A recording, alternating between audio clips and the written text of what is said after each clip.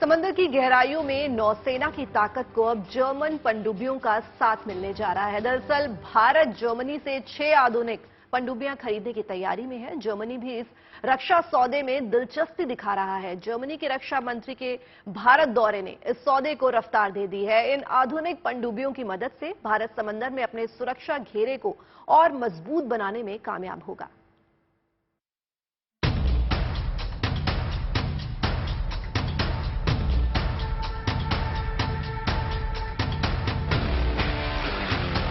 समंदर में हिंदुस्तान का दम,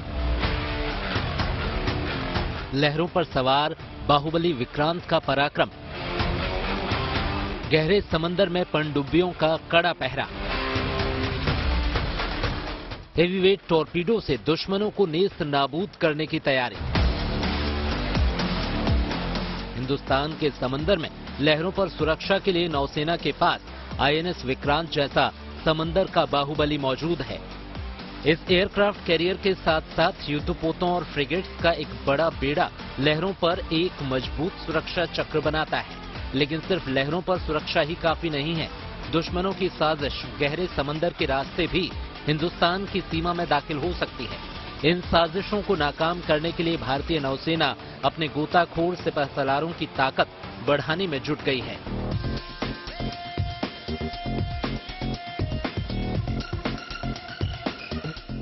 समंदर की गहराइयों में सरहद की सुरक्षा की जिम्मेदारी उठाती हैं ये ताकतवर पनडुब्बियां। भारत की ये आधुनिक पनडुब्बियां बड़ी खामोशी से दुश्मन के इलाके में दाखिल हो सकती हैं। अगर किसी दुश्मन ने पानी के नीचे से हमले की कोशिश की तो ये पनडुब्बियां हर हमले को नाकाम करने की ताकत रखती हैं। सेना अपनी पनडुब्बियों की ताकत और बढ़ाने के लिए अब इस क्षेत्र में मजबूती के लिए भारत अब जर्मनी के साथ एक रक्षा सौदा करने की तैयारी में है। जर्मनी के रक्षा मंत्री बोरिस पिस्टोरियस ने अब दिल्ली में रक्षा मंत्री राजनाथ सिंह से मुलाकात की तो इस रक्षा सौदे को और रफ्तार मिल गई है। अपनी समुद्री ताकत बढ़ाने के लिए भारत जर्मनी से 6 पनडुब्बियां खरीदना चाहता है। जर्मनी ने भी इस रक्षा सौदे में दिलचस्पी दिखाई है। ये 6 पनडुब्बियां डीजल इलेक्ट्रिक सबमरीन होंगी। ये रक्षा सौदा करीब 43,000 करोड़ का होगा। German company TKMS Mazagon ship builders के साथ मिलकर भारत में ये पनडुब्बी बना सकती है। जाहिर है ये पनडुब्बियां नौसेना के लिए नई ताकत बनकर उभरेंगी। भारत के पास अभी 16 बेहतर ताकतवर पनडुब्बियों का बेड़ा तैयार है। इन 6 नई सबमरीन के आने से नौसेना की समुद्री ताकत में कई गुना इजाफा हो जाएगा। पनडुब्बियों का बेड़ा मजबूत करने के साथ साथ भारत अपने दम पर समंदर के घातक हथियारों के निर्माण में भी जुटा है। समंदर की गहराइयों में भारत की आत्मनिर्भर ताकत की एक नई मिसाल कल इस धमाके में भी दिखी। कोच्चि के गहरे समंदर में कल स्वदेशी हैवीवेट टॉर्पीडो वरुणास्त्र का सफल परीक्षण किया गया। नौसेना के इस ताकतवर हथियार ने अपने लक्ष्य पर सटीक निशाना लगाया और पलक झपकते ही टारगेट को नेस्त नाबूद भी कर दिया। डीआरडीओ और नेवल साइंस टेक्नोलॉजी लैब ने मिलकर इस वरुणास्त्र का निर्माण किया है। ये टॉर्पीडो अपने साथ 250 किलोग्राम विस्फोटक ले जा सकता है। इतना ताकतवर टॉर्पीडो दुश्मन के बड़े से बड़े युद्धपोत को भी समंदर के तल में पहुंचाने का दम रखता है। हिंदुस्तान ने जल, थल और नभ में सुरक्षा का ऐसा घेरा बनाया है जिसमें सेंध लगाना किसी भी दुश्मन के बस की बात नहीं। 3 तरफ से समंदर से घिरे भारत में समुद्री सीमा पर चुनौतियां भी 3 गुना बढ़ जाती हैं। इन चुनौतियों से निपटने के लिए भारतीय नौसेना युद्ध स्तर पर अपनी ताकत बढ़ाने में जुट गई है। जर्मनी के साथ पनडुब्बियों का सौदा और स्वदेशी टॉर्पीडो का सफल परीक्षण इसका ताजा प्रमाण है। Bureau report, good news today. समंदर में चुनौतियां सिर्फ दुश्मनों से ही नहीं मिलती, कुछ चुनौतियां कुदरत भी लेकर आती है। देश के समुद्री तटों पर इन दिनों तूफान बिपरजॉय का साया मंडरा रहा है। हिंदुस्तान ने इस चुनौती से निपटने की तैयारी भी कर ली है। मौसम विभाग ने तूफान बिपरजॉय को लेकर चेतावनी जारी कर दी है। मछुआरों को गहरे समंदर में नहीं जाने की सलाह दी गई है। वहीं बंदरगाहों के लिए खास तरीके की जो किस्म है उसका अलर्ट जारी किया गया है। बिपरजॉय की वजह से अगले 24 घंटे में समंदर में काफी ऊंची लहरें उठ सकती हैं।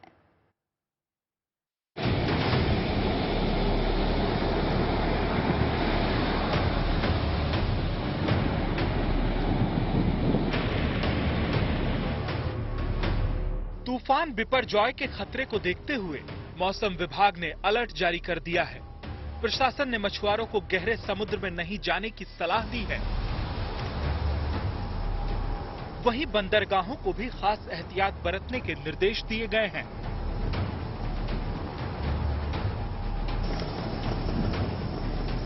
दक्षिण पूर्व अरब सागर के ऊपर बना गहरे दबाव का क्षेत्र मंगलवार शाम चक्रवाती तूफान बिपरजॉय में तब्दील हो गया। मौसम विभाग के मुताबिक इसकी वजह से अगले 24 घंटे में कोंकण के तटीय इलाकों के अलावा मुंबई, ठाणे और पालघर में तेज हवाओं के साथ बारिश हो सकती है।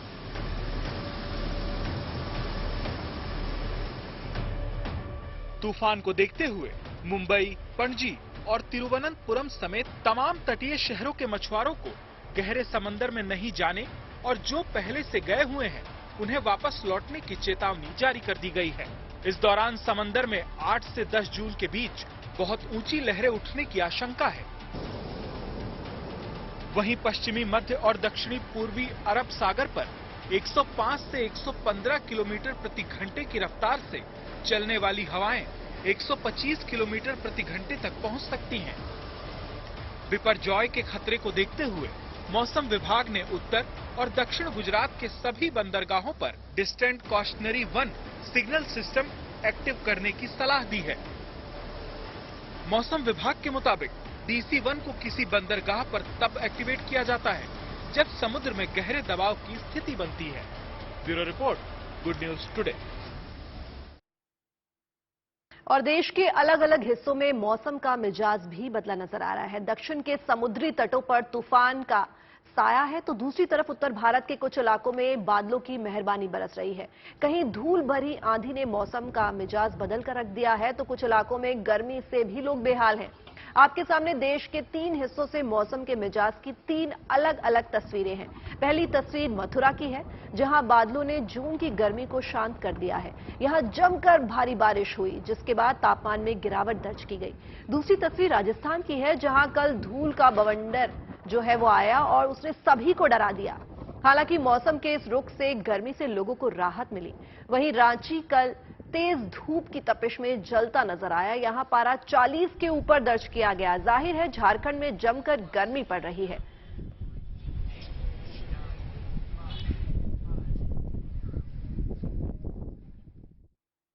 वहीं राजस्थान में एकाएक मौसम बदला और 5 जिलों में धूल का गुबार छा गया। कल शाम जैसलमेर, चूरू, बीकानेर और हनुमानगढ़ में ऐसी ही तस्वीरें देखी गईं। आंधी की स्पीड इतनी थी कि देखते ही देखते उसने पूरे इलाके को अपनी चपेट में ले लिया। मौसम विभाग के मुताबिक पश्चिमी राजस्थान के ऊपर एक साइक्लोनिक सर्कुलेशन सिस्टम एक्टिव है जिससे अगले 3 दिन ऐसी ही आंधी चलने की संभावना जताई जा रही है।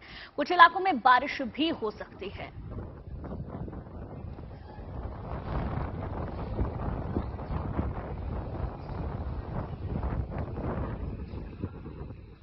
और दिल्ली वालों के लिए मौसम के मोर्चे पर राहत की खबर है। मई में मानसून का मजा देने वाले बादल फिलहाल बरकरार रहेंगे। अगले कुछ दिनों तक जून की गर्मी के बीच किश्तों में राहत की फुहारें पड़ती रहेंगी। इसके साथ ही दिल्ली में आने वाले दिनों में हीट वेव की भी काफी संभावनाएं जो हैं वो नजर नहीं आ रही हैं अभी तक।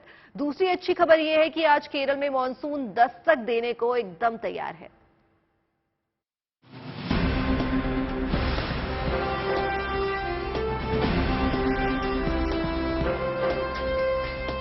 बादलों की मस्ती से दिल्ली की मई कूल गुजरी।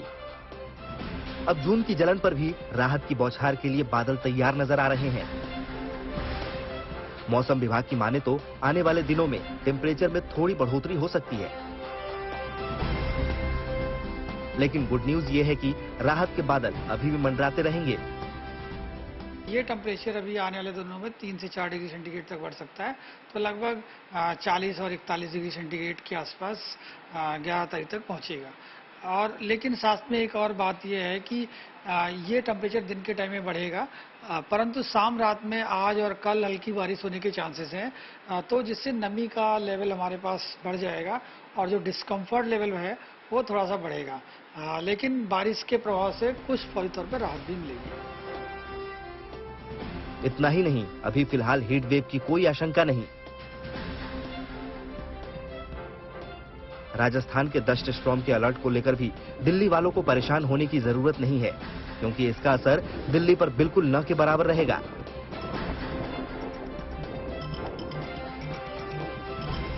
जो साउथ दिल्ली का इलाका है, साउथ हरियाणा का इलाका है, यहाँ पर बारिश, हल्की बारिश होने के चांसेस हैं, लेकिन फिलहाल कोई स्ट्रॉन्ग डस्ट स्टॉर्म आने के चांसेस दिल्ली एनसीआर में नहीं है। वहीं जहां मानसून के दिल्ली तक आने की बात है, उसके लिए अभी लगभग 1 महीने का इंतजार करना होगा। मौसम वैज्ञानिकों की माने तो इस बार मानसून के लेट आने की वजह अरब सागर की साइक्लोनिक सर्कुलेशन बनी। उम्मीद है कि आज मानसून केरल में दस्तक दे सकता है। अभी जो है सबसे पहले मानसून का ऑनसेट केरला कोस्ट में होता है, तो पहले वो केरला कोस्ट में ऑनसेट होगा, उसके बाद धीमे धीमे करके प्रोग्रेस होता है, नॉर्थ की तरफ शिफ्ट होता है और उसके बाद दिल्ली एनसीआर में आता है। तो इसके लिए अभी लगभग हमारे पास 1 महीने का टाइम है। तो दिल्ली में फिलहाल बादलों की मनमर्जी जारी रहेगी और लोगों को किस्तों में ही सही राहत मिलती रहेगी। मौसम विभाग ने दिल्ली वालों के लिए एक गुड न्यूज सुनाई है।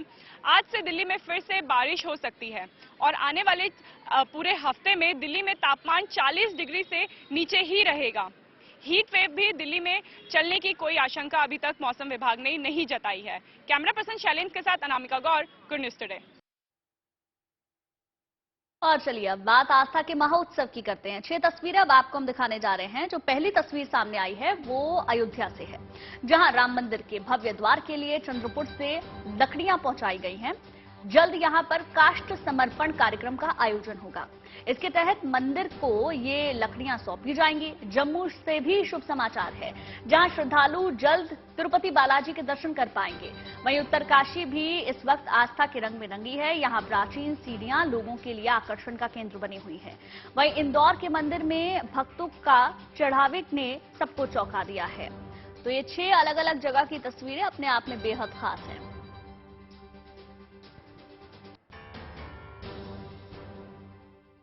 और अब बात करते हैं धार्मिक पर्यटन से जुड़ी एक बड़ी खबर की। मां के दरबार जम्मू में अब लोग तिरुपति बालाजी के भी दर्शन कर सकेंगे।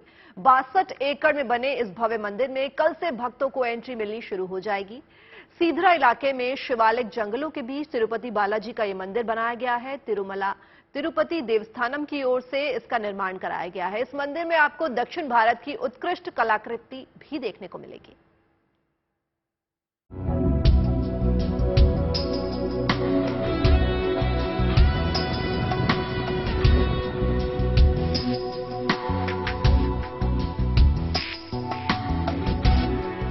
भव्य परिसर, अद्भुत कलाकारी और भगवान की प्रतिमाओं से सजा द्वार। जी हां, यह है सिधरा इलाके में शिवालिक जंगलों के बीच बना तिरुपति बालाजी का दिव्य द्वार, जिसे 8 जून से भक्तों के लिए खोल दिया जाएगा। जम्मू कश्मीर के लोगों को एक और बड़ी सौगात मिलने जा रही है।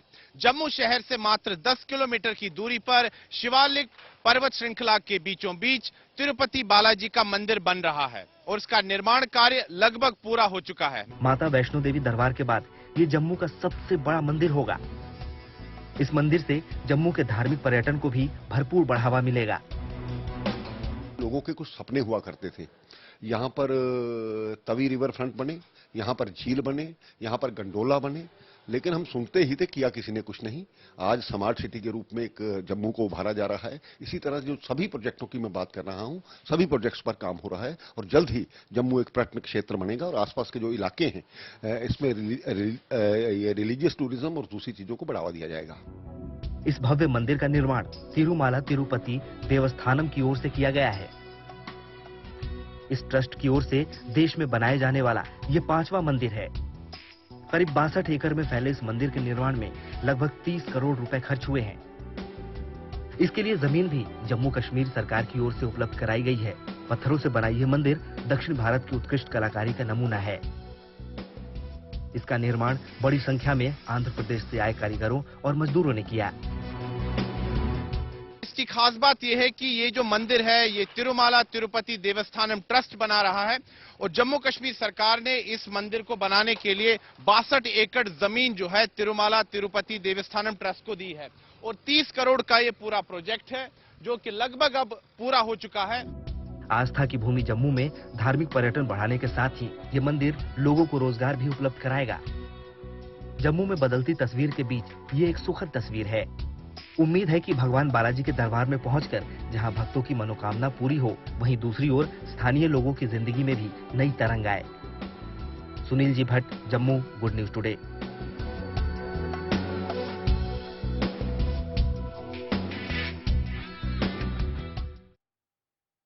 उत्तराखंड में गंगोत्री धाम में आजकल अनोखी सीढ़ियां लोगों के लिए आकर्षण का केंद्र बनी हुई हैं और इन सीढ़ियों को 17वीं शताब्दी में तिब्बत से व्यापार के लिए बनाया गया था। लेकिन प्रशासन ने इसका जब से जीर्णोद्धार किया है, इसे देखने के लिए सैलानियों का मजमा लगने लगा है। जग जननी पतित पावनी, जग जननी पतित पावनी।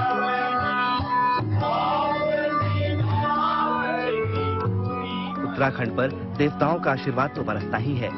यहाँ की प्राकृतिक सुंदरता को भी देखने के लिए लोग दूर दूर से आते हैं। ऐसा ही एक जगह आजकल लोगों के आकर्षण का केंद्र बना हुआ है। गंगोत्री धाम के नजदीक एक पौराणिक और अनोखी सीढ़ियों को देखने के लिए लोगों का तांता लगा हुआ है।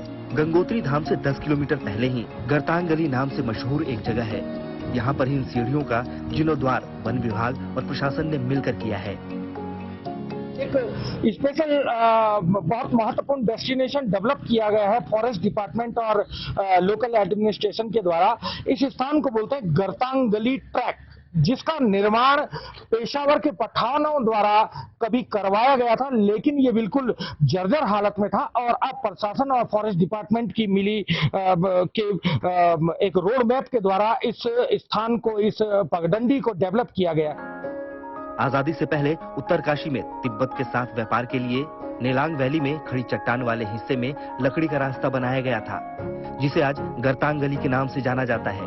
गरतांग गली पहले व्यापारिक मार्ग हुआ करता था, जहां से ऊन, गुड़ और मसाले वगैरह भेजे जाते थे। पहाड़ पर उकेरा गया ये पुराना मार्ग आज भी लोगों के लिए रोमांच और आश्चर्य का विषय बना हुआ है।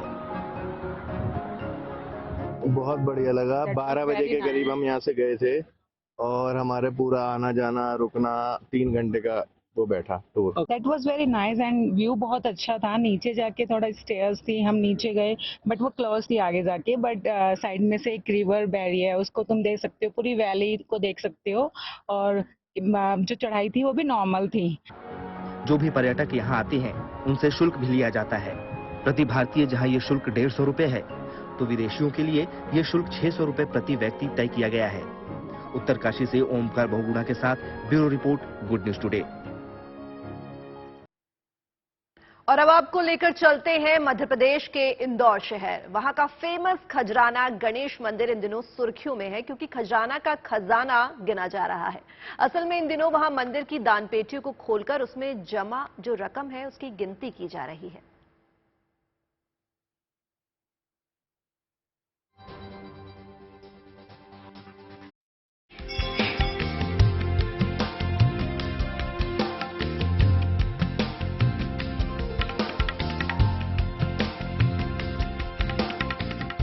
इंदौर के प्रसिद्ध खजराना गणेश मंदिर में दान में मिली रकम की गिनती जारी है। ये गिनती 20 दिनों तक जारी रहेगी और इस काम के लिए नगर निगम के 20 कर्मचारियों को ड्यूटी पर लगाया गया है। भगवान गणेश के इस विश्व प्रसिद्ध मंदिर में भक्त दूर दूर से दर्शन के लिए पहुंचते हैं और दिल खोलकर दान भी करते हैं। नकदी के अलावा भक्त यहाँ सोने चांदी के जेवरात भी चढ़ाते हैं और इस बार तो मंदिर को बड़ी मात्रा में विदेशी मुद्रा भी दान में मिली है।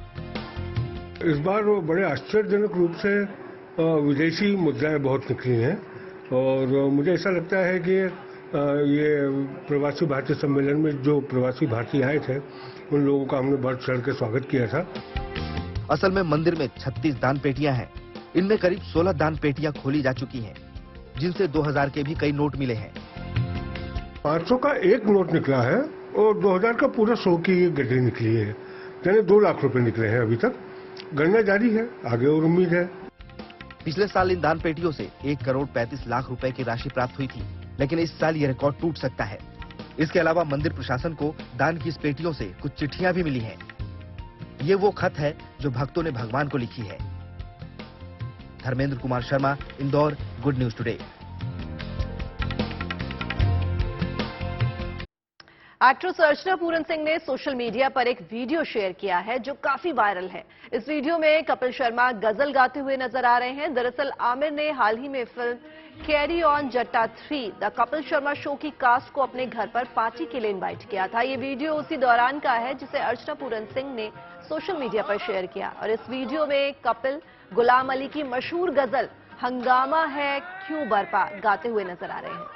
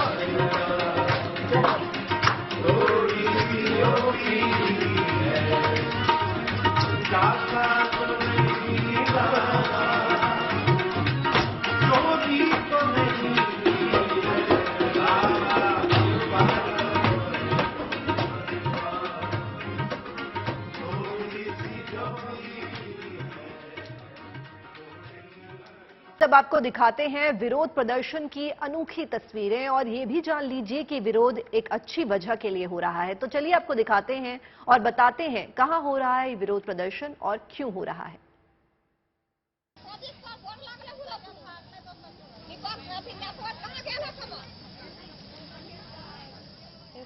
पेड़ों से चिपकी महिलाओं की ये तस्वीर झारखंड के रामगढ़ की है।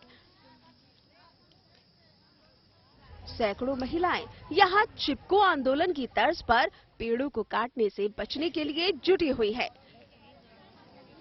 गांव की इन महिलाओं को जैसे ही पता चला कि वन विभाग की टीम पेड़ों की कटाई के लिए उनकी गिनती करने वाली है, तो ये यहां जमा हो गई और पेड़ों को पकड़कर खड़ी हो गई। महिलाओं का कहना है कि ये जंगल और यहाँ के ये पेड़ इनकी जिंदगी बचा रहे हैं, तो भला ये इन्हें कैसे कटने दे सकती है। मामला ये है कि जंगल हमें धूल, मिट्टी, गर्द और प्रदूषण से बचाता है। अगर ये जंगल ही नहीं रहेगा तो हम कैसे जिएंगे। जंगल काट दिया जाएगा तो धूल घर में घुस जाएगी, हम कैसे रहेंगे। सब तो जीते बेटा घरवा, हाँ तो छवा चंगा कैसे रखबे। दरअसल झारखंड के रामगढ़ जिले के कुज्जू क्षेत्र के बूढ़ा खाप में ये फैक्ट्री चल रही है। अब फैक्ट्री का विस्तार करने के लिए पेड़ों की कटाई की तैयारी हो रही है, तो इलाके के गांव के लोग इसका विरोध भी कर रहे हैं, क्योंकि इनका कहना है कि फैक्ट्री के जहरीले धुएं और प्रदूषण से बचाव के लिए ये जंगल ही इनका एकमात्र सहारा है। जंगल को बचाने के लिए हम पेड़ों में लाल कपड़े बांध रहे हैं, लेकिन प्रशासन ज्यादती कर रहा है, हमें पकड़ा जा रहा है, दौड़ा दौड़ा कर हमारे साथ मारपीट की जा रही है। महिलाओं ने अब जंगल को बचाने के लिए गांधीगिरी का अहिंसात्मक तरीका भी अपना लिया है और इन पेड़ों को अपने बच्चों के समान पकड़कर उन्हें कटने से बचाने के लिए अनूठे तरीके से जुट गई है। रामगढ़ से राजेश वर्मा के साथ bureau report, good news today. अंतर्राष्ट्रीय योग दिवस को लेकर देश भर में तैयारियां तेज हो गई हैं। 21 जून को होने वाले इस महा आयोजन को लेकर जैसलमेर में बीएसएफ के जवानों में जबरदस्त उत्साह देखने को मिल रहा है और इसी को लेकर गड़ीसर सरोवर के किनारे योग शिविर का आयोजन भी किया गया। इसमें बीएसएफ के जवानों के साथ अधिकारियों ने भी सूर्य नमस्कार के साथ कई योग आसन किए।